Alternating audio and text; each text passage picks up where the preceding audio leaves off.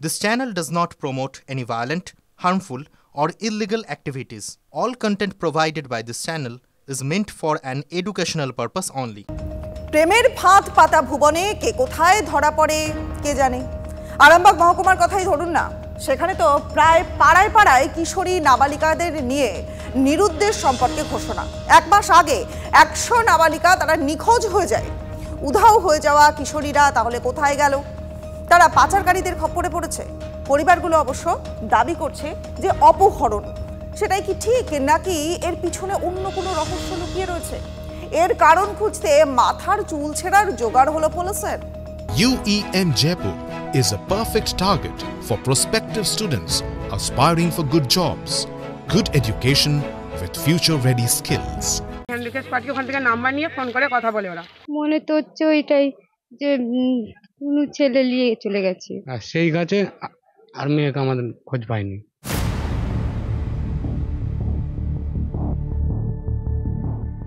সেই সরস্বতী পুজো দিয়ে শুরু হয়েছিল। তারপর একে একে rose day, propose day, chocolate day, promise day, hug day, তারপর তো আছেই ভ্যালেন্টাইন্স ডে। আর এই ভালোবাসার সপ্তাহে উধাও হয়ে যাচ্ছে একের পর এক প্রেমিকা, বলা ভালো নাবালিকা। 2-4 জন নয়, পুলিশ সূত্রে জানা যাচ্ছে শুধু আরামবাগ মহকুমায় এক মাসে নিখোঁজ অন্তত 100 নাবালিকা। আরামবাগ মহকুমার খানাকুল, গোঘাট, পুরুষরায় উধাও হয়ে যাচ্ছে একের পর এক কিশোরী। এদের মধ্যে গোঘাটের ক্লাস 6-এর এক ছাত্রী সরস্বতী পুজোর দিন ঠাকুর দেখতে বেরিয়ে আর ফেরেনি। 2 বোনের একজন 7ম শ্রেণীতে আর একজন 10ম শ্রেণীতে পড়ে। দুজনেই একসঙ্গে বাড়ি থেকে উধাও হয়ে যায়। একাদশ শ্রেণী 17 বছরের এক ছাত্রী 15 বছরের 9ম শ্রেণী ছাত্রের সঙ্গে পালিয়ে যায় বলে অভিযোগ। 2 বাড়ি থেকেই পুলিশের কাছে অপহরণের অভিযোগ দায়ের হয়। কেউ আবার সন্তানকে নিয়ে বাড়ি ছেড়েছেন। চিন্তার বিষয় হলো, যে বিবাহিত মহিলা উধাও তার বয়স 17 এবং সন্তানের বয়স 4।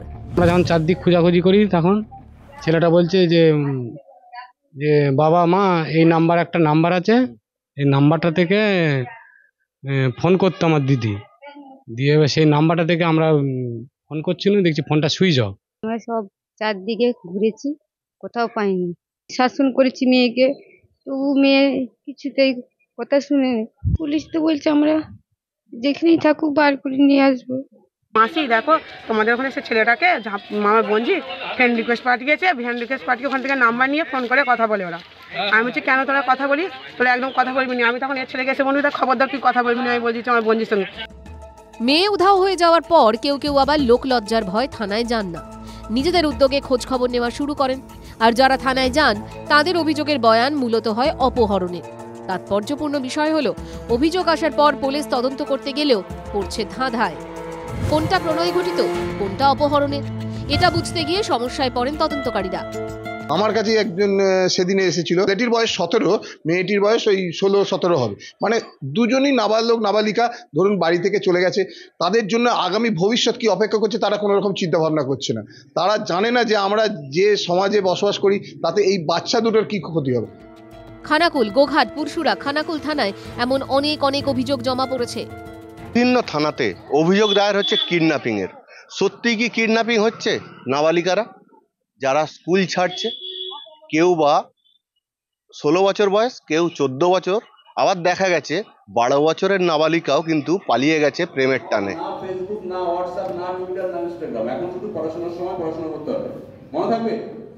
আর হচ্ছে যদি দেখা যাচ্ছে যে আমার বাড়িতে একের পর এক কিশোরীর উধাও হয়ে যাওয়ার এমন প্রবণতায় লাগাম পড়াতে স্কুলে স্কুলে চলছে সচেতনতার পাঠ। খোদ পুলিশ কর্তারা গিয়ে বোঝাচ্ছেন, স্কুলে বসাতে হচ্ছে শিবির।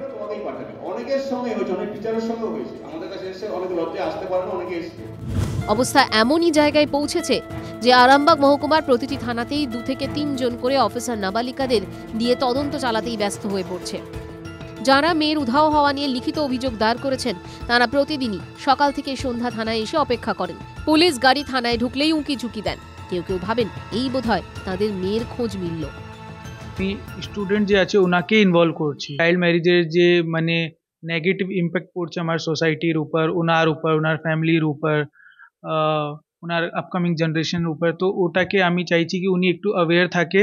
আমাদের যতটা সম্ভব এই ধরনের সামাজিক অবক্ষয়ের যে লক্ষণগুলো আমরা দেখতে পাচ্ছি সেগুলোকে যাতে প্রতিরোধের মতো মন তৈরি করতে পারি তার প্রচেষ্টা চালিয়ে যেতে হবে। প্রায় শতাধিক অভিযোগ দায়ের হয়েছে ইতিমধ্যেই আরামবাগ মহকুমার বিভিন্ন থানাতে কিডন্যাপিংয়ের অভিযোগ, আর পুলিশ ছুটে বেড়াচ্ছে নাবালিকাদের উদ্ধার করতে।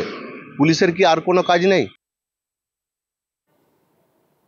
আর এবার আন্তঃরাজ্য নারী পাচার চক্রের পর্দাভাস পূর্ব বর্ধমান জেলার পুলিশের। রাজস্থান থেকে 2 অভিযুক্তকে গ্রেফতার করল পুলিশ। বর্ধমান স্টেশন থেকে জালে আরও একজন অভিযুক্ত। 2023 সালে গলসিতে নাবালিকা অপহরণের অভিযোগ পেয়ে তৎপর হয় জেলা পুলিশ। 2024 সালের ডিসেম্বর মাসে তথ্য পেয়ে টিম তৈরি করে অভিযানে নামে পূর্ব বর্ধমান জেলা পুলিশ। তথ্য পেয়ে গলসি থানার পুলিশ রাজস্থানের সিরোহিতে অভিযান চালায়, আর এরপর পোশালিয়া থেকে মেয়েটিকে উদ্ধার করা হয়। সেখানেই রমেশ কুমার নামে এক ব্যক্তিকে গ্রেফতার করে পুলিশ। জিজ্ঞাসাবাদ করে আরও 3 জনের খোঁজ পান গোয়েন্দারা। তাদের একজনকে রাজস্থান থেকে পাকড়াও করে পুলিশ। মেমারিতে আরও একজন পাচার চক্রের সঙ্গে জড়িত বলে খবর পেয়ে ফাঁদ পাতে পুলিশ। বর্ধমান স্টেশন থেকে গ্রেফতার করা হয় রহিম শেখ নামে এক ব্যক্তিকেও। এখনও একমাত্র জগদীশের হদিশ পাওয়াই বাকি রয়েছে। এবং আমাদের সিআইএ এই টিমের নেতৃত্ব দেয় এবং আমরা কিছু ভ্যালিড ইনপুটস পাই এবং সেই অনুযায়ী সিআইএর নেতৃত্বে আমাদের গলসি থানা এবং এসওজির একটা টিম জাস্ট এই জানুয়ারি-ফেব্রুয়ারি মাসে আমরা একটা রেড প্ল্যান করি এবং আমরা আবার রাজস্থানে যাই এবং রাজস্থানে যাওয়ার পর আমরা ওখানকার বার্মিরের রিকো বলে একটা জায়গা থেকে আমরা এই রমেশ মিনা যে আছে তাকে আমরা অ্যারেস্ট করতে সমর্থ হই। তাকে আজকে বর্ধমান থানায় আজকে বর্ধমান কোর্টের কাছে আজকে একে হাজির করা হয়েছে।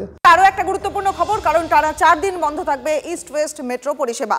সিগন্যালিং ব্যবস্থার আধুনিকীকরণের কাজ চলবে, আর সেই কারণেই আজ থেকে রবিবার পর্যন্ত বন্ধ হাওড়া ময়দান থেকে এসপ্ল্যানেড এবং শিয়ালদা থেকে সল্টলেক সেক্টর 5 পর্যন্ত মেট্রো পরিষেবা।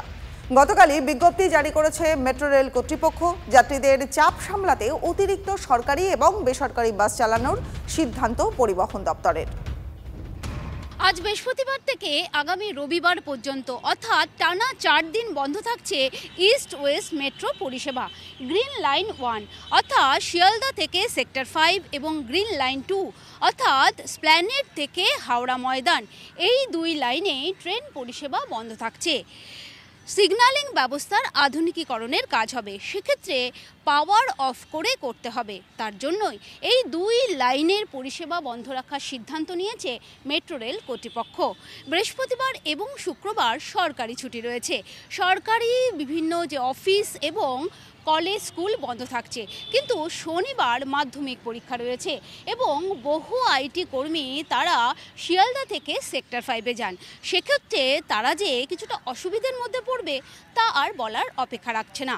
তবে পরিবহন মন্ত্রী স্নেহাশিস চক্রবর্তী জানিয়েছেন যে কদিন এই যে ট্রেন পরিষেবা মেট্রো রেল পরিষেবা বন্ধ থাকবে সে কদিন সরকারি বাস এবং বেসরকারি বাসের পরিষেবা বাড়ানো হবে। ক্যামেরায় দেবব্রতের সঙ্গে সোমা, TV9 বাংলা, কলকাতা।